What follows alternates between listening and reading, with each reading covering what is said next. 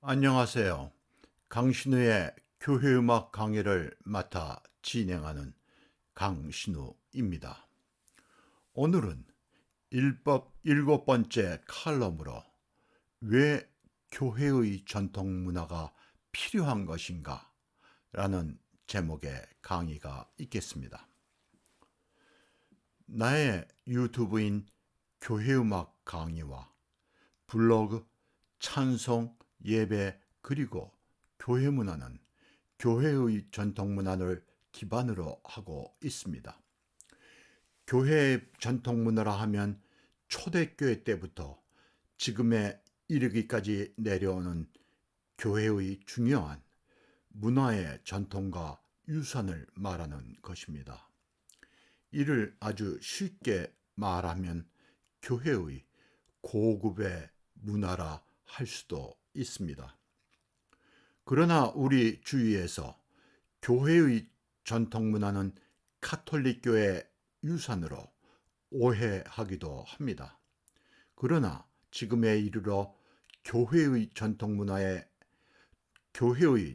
문화를 계승하고 발전시키면 물론 예배 현장에서 행하는 교회들은 카톨릭 교회보다는 개신교들입니다. 카톨릭 교회는 약 50여 년 전에 제2차 바티칸 공의회 이후 큰 변혁이 있었습니다. 예배와 예배음악을 평신도의 눈높이로 낮추는 것이었습니다. 이때부터 카톨릭 교회는 예배인 미사에서 라틴어를 사용하는 것을 자국어 사용을 허락하였습니다. 평신도가 미사에 참여하여 쉽게 이해하도록 간소화하였습니다. 이 개혁 조치가 있은 뒤에 많은 카톨릭 교회에서 성가대가 없어지고 오르간 주자가 미사에서 음악을 거의 전담하고 있습니다.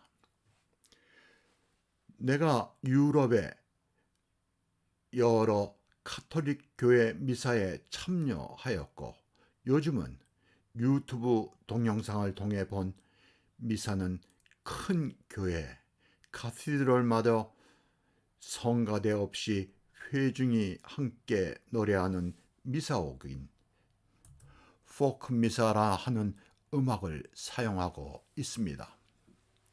로마의 바티칸 대성당 성가대, 이를 시스틴 채플 콰이어라고도 합니다.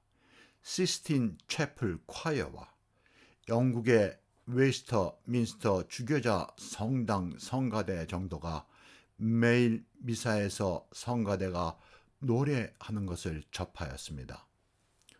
여기서 말하는 성가대는 전통적인 성가대로 교회에 상주하는 경우를 말하는 것입니다.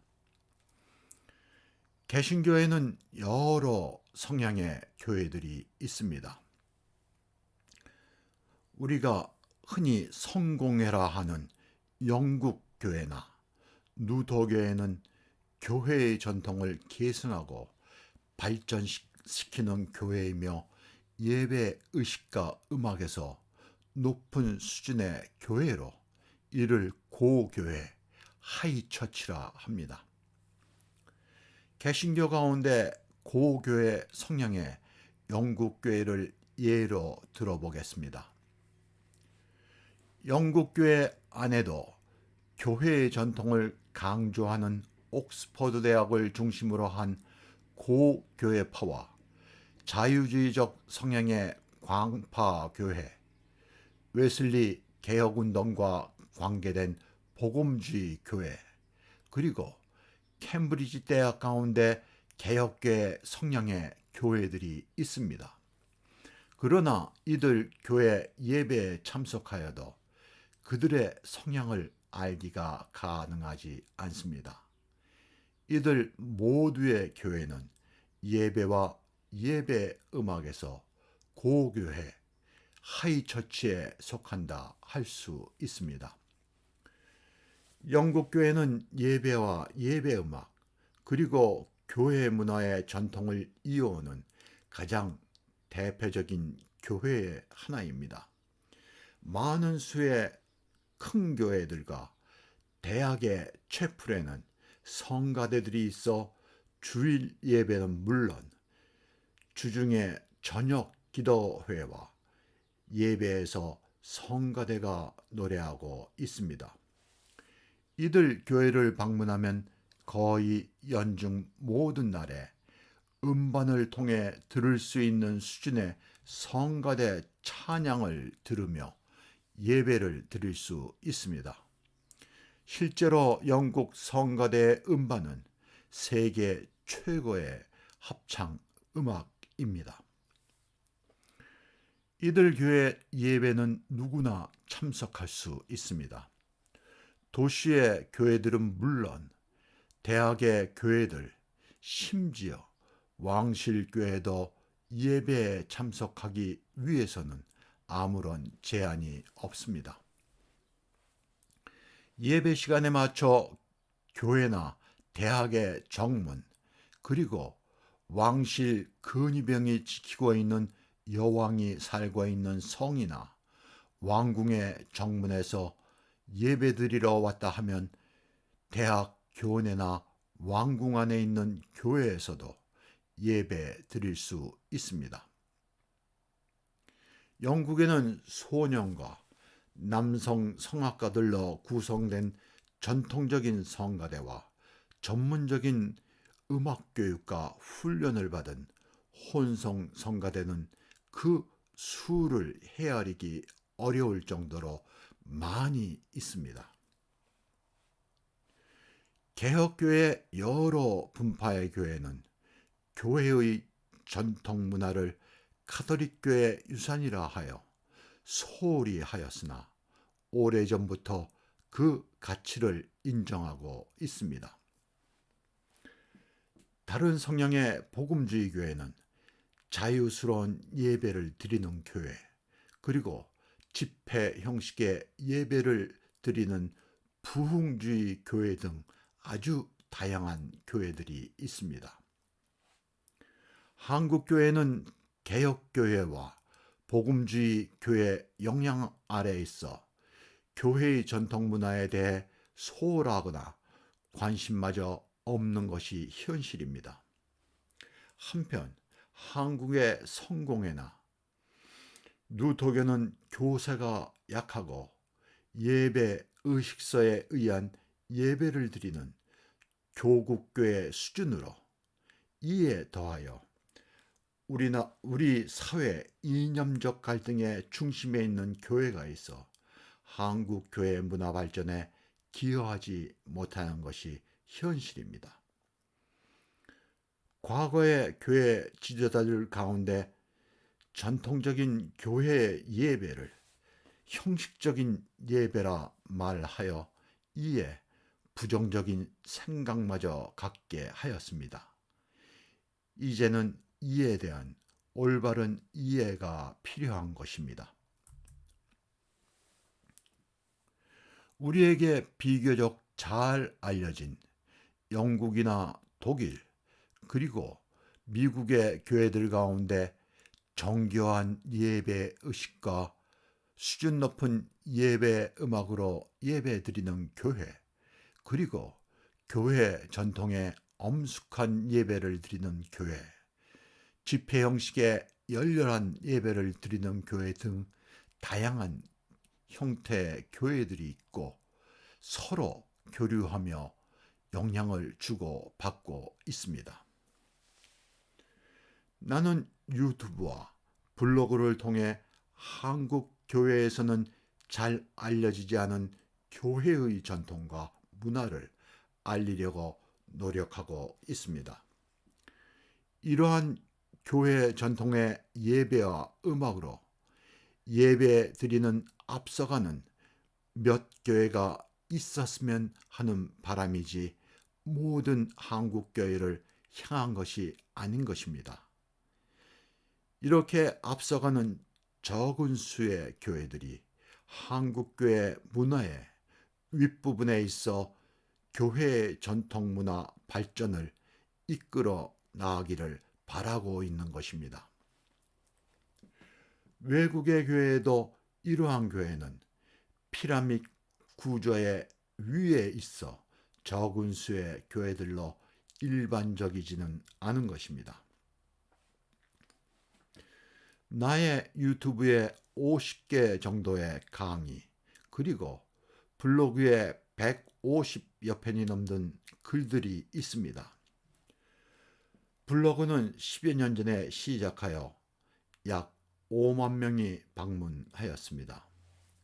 유튜브의 시작은 아직 1년이 안 되어서 방문자가 아직은 많은 수는 아닙니다.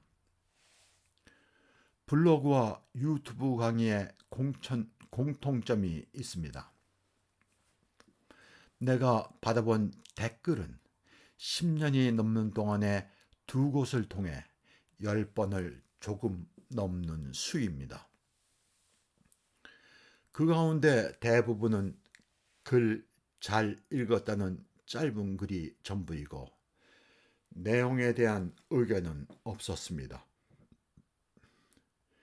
글이나 강의에 대한 의견이나 질문 혹은 토론을 시도하려는 사람을 만난 적이 없었습니다. 나의 생각으로 이 분야는 아직 생소하거나 관심이 많지 않은 것 같습니다. 한국교회는 교회의 공동의 문화보다는 우리의 문화를 교회에 접목하려는 소위 교회에 토착하라는 말을 자주 듣습니다. 찬송가에 토착하라는 이름 아래 준비되지 않은 사람들에 의해 시도되곤 하였고, 우리 찬송가에 한국인 찬송가를 넣어야 한다는 강박감에 시달리고 있습니다. 내가 가장 관심을 가진 것은 우리 소리인 박동진 선생이 판소리로 노래한 예수 그리스도의 순환가입니다. 판소리는 한 사람이 여러 사람의 역을 맡아 하는 1인 오페라와 같은 형식으로 해설, 나레이션을 포함해 여러 사람의 역을 한 사람이 소화할 수 있는 1인 극음악입니다. 아마 세계 어느 나라도 이와 같은 형식의 한 사람이 하는 극음악은 없는 것 같습니다.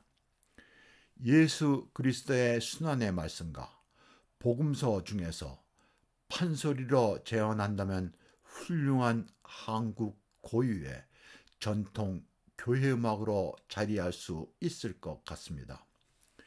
이는 성서 가운데 복음서의 내용을 그대로 극음악 형식을 빌려 전달하는 것으로 교회의 순환 음악과 같은 것입니다.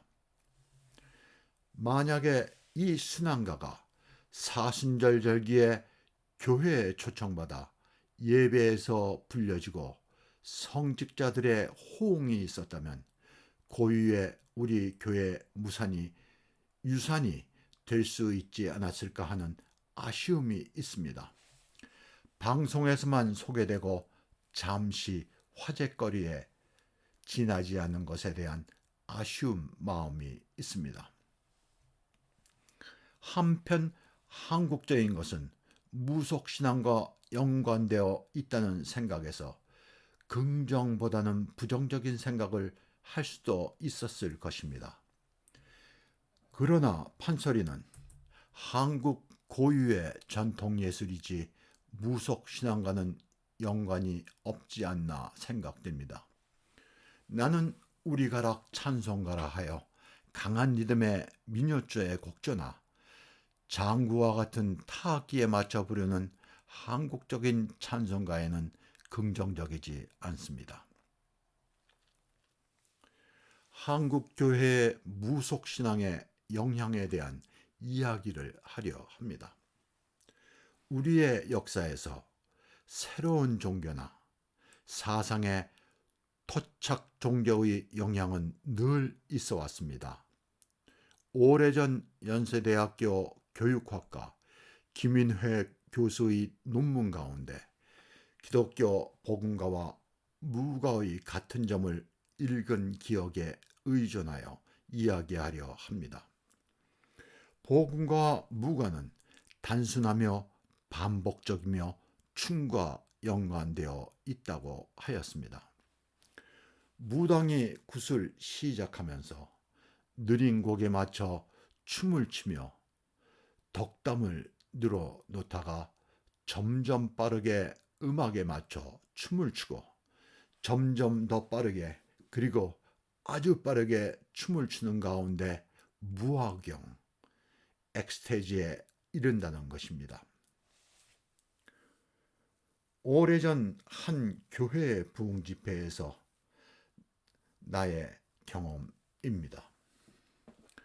집회를 시작하기 전에 찬양을 인도하던 사람이 아주 조용한 복음가를 노래하면서 하나님은 여러분을 사랑하십니다 라는 등 감성적인 멘트와 함께 회중과 함께 느린 템포의 복음가를 조용히 부르다가 점점 빠른 복음가를 부르고 같은 복음가를 반복적으로 박수를 치며 점점점 더 빠르게 부르다가 철정에 이르렀을 때 부흥 강사가 설교대로 나오면서 할렐루야를 외치면 이에 회중이 할렐루야로 연호하면서 부흥 집회를 시작하는 것이었습니다. 이 집회는 열기 가득한 분위기에서 성공적으로 마치었습니다. 아주 인상적인 부흥 집회 찬양 인도였습니다. 이때 내가 느낀 것은 우리의 무속과 연관된 아이디어가 아닌가 하는 생각이 들었습니다. 이는 집회를 효과적이고 성공적으로 이끄는 과정인 것이었습니다. 한국 교회의 새벽 예배와 철야 금요 예배는 어찌 보면 한국 교회만의 고유한 예배일 것입니다. 이 가운데 새벽 예배를 성공적으로 이끌어 크게 성장한 교회들도 있습니다. 이러한 교회는 교회 부흥에 큰 역할을 하여 오고 있습니다. 한편에서는 이를 우리의 기복신앙과 관계 있다고 하기도 하였습니다. 교회 전통의 아침 기도회, 마틴과 같은 예배를 새벽에 드리는 교회가 있다면 어떨까 합니다. 이 기도회는 기도와 찬송, 그리고 말씀과 설교 가운데 조용히 묵상하는 기도회로 하루를 시작하는 예배 새벽에 드리는 것입니다. 우리의 새벽 예배와 다른 형태의 새벽 기도회가 함께하는 것도 바람직하다 생각됩니다. 어느 것이 좋고 그르다는 이분법이 아닌 다양한 예배가 있으면 바람직하지 않나 하는 생각입니다. 신자들의 신앙의 모습과 그 정서가 다양합니다. 이에 따라 다른 형식의 새벽 예배, 차분하고 엄숙한 분위기의 교회 전통의 기도회 내용에 따른 새벽 기도회 역시 한국 교회에 필요하다 하겠습니다. 오늘 강의는 이것으로 마치겠습니다. 감사합니다.